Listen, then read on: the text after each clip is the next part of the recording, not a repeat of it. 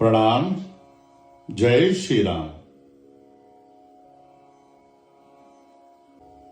पिछले वीडियो में आपने देखा कि जब देवर्षि नारद ने माता पार्वती के विवाह की भविष्यवाणी की और उनके भावी वर के स्वरूप एवं दोषों को बताया, तो उसके बाद हिमवान एवं मैना और वहां बैठी सारी सखियां सब लोग परेशान हो गए, सब लोग दुखी हो गए।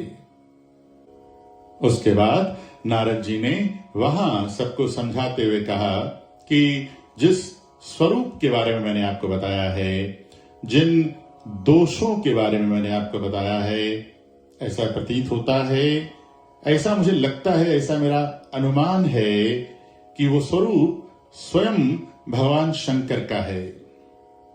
और यदि ये सच है और यदि पार्वती का विवाह भगवान शंकर से हो जाता है, तो पूरा संसार उन दोषों को गुण के समान ही समझेगा। नारद जी आगे कहते हैं कि स्वयं भगवान विष्णु शेषनाग की सैया पर विश्राम करते हैं, शयन करते हैं, परंतु कोई भी पंडित, कोई भी बुद्धिजीवी उन्हें बिल्कुल भी बुरा नहीं कहता है।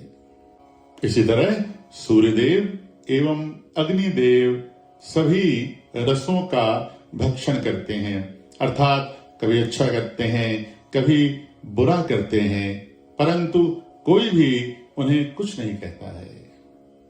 और ये दोनों हमेशा पूज्य होते हैं।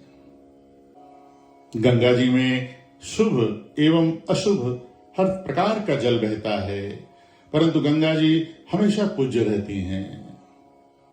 और अंत में नारद जी कहते हैं कि समर्थ कहु नहीं दोष गुसाई, रवि पावक सुरसर की नाई। अर्थात जो समर्थ होता है उसका कभी भी कोई दोष नहीं होता है। जैसे सूर्य भगवान, अग्निदेव एवं गंगा माता, इनको कभी भी दोषी नहीं समझा गया है, हमेशा ये लोग पूज्य रहते हैं। इसी तरह भगवान शंकर के सभी दोषों को गुण मानकर पूरा संसार उनकी पूजा करता है। इस वीडियो की चौपाइयों में देवर्षि नारद अपनी बात को आगे बढ़ाते हुए कहते हैं कि यदि कोई मदिरा गंगा जल से भी बनाई गई हो, उसके बाद भी संत लोग उसका पान नहीं करते हैं, परंतु वही मदिरा एक बार गंगा जी में मिल गई तो फिर पवित्र हो जाती है। तुलसीदास जी कहते हैं कि ब्रह्म और जीव में यही अंतर है।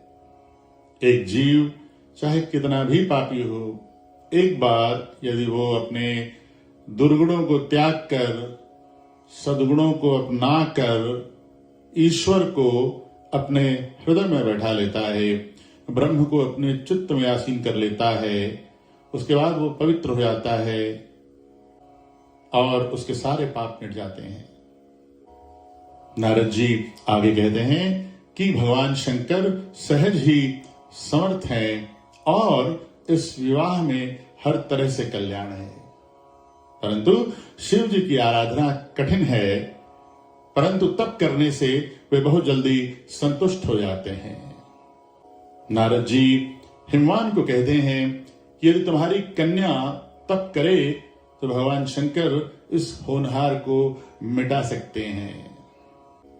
यद्यपि संसार में बहुत से वर हैं, परंतु तुम्हारी कन्या के लिए भगवान शिव को छोड़ के कोई दूसरा वर नहीं है। भगवान शिव वर देने वाले हैं और शरणागतों के दुखों का नाश करने वाले हैं। वे कृपा के सागर हैं एवं सेवकों के मन को आनंद देने वाले हैं। नारद जी आगे कहते हैं कि शिवजी की आराधना किए बिना किसी भी प्रकार के जप तप योग करने पर भी इच्छित फल नहीं मिलेगा। ऐसा कहकर के नारद जी ने भगवान का स्मरण किया और पार्वती को आशीर्वाद दिया और हिमवान से कहा कि सब कुछ बहुत अच्छा होगा, आप अपना संशय त्याग दीजिए। आइए अब चौपाइयों का पाठ प्रारंभ करते हैं। और आपसे विशेष प्रार्थना है कि यदि आपको हमारा चैनल अच्छा लगता है तो कृपया आप सब्सक्राइब करें, लाइक करें। धन्यवाद। जय श्री राम।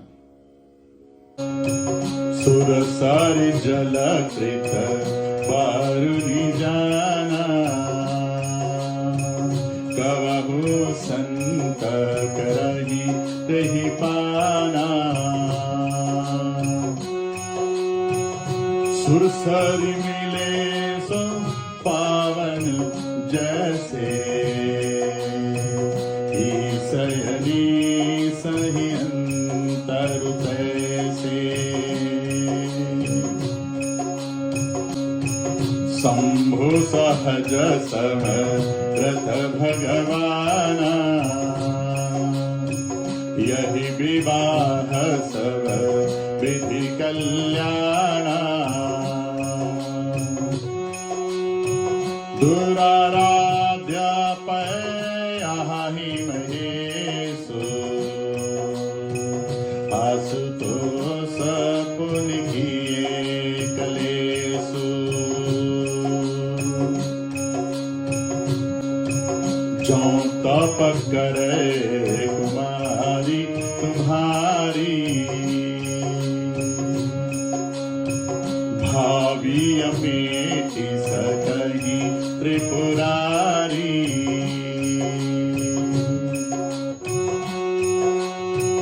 यद्यपि वर अनेक जग माही,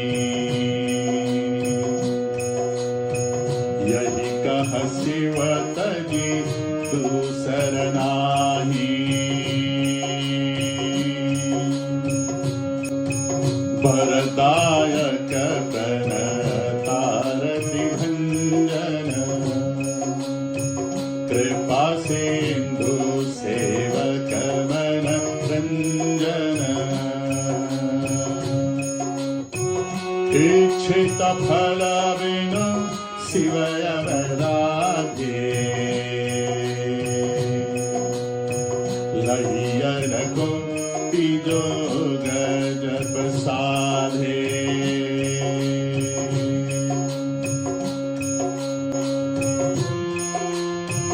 अस कहीं नारद सुमेरी हरि,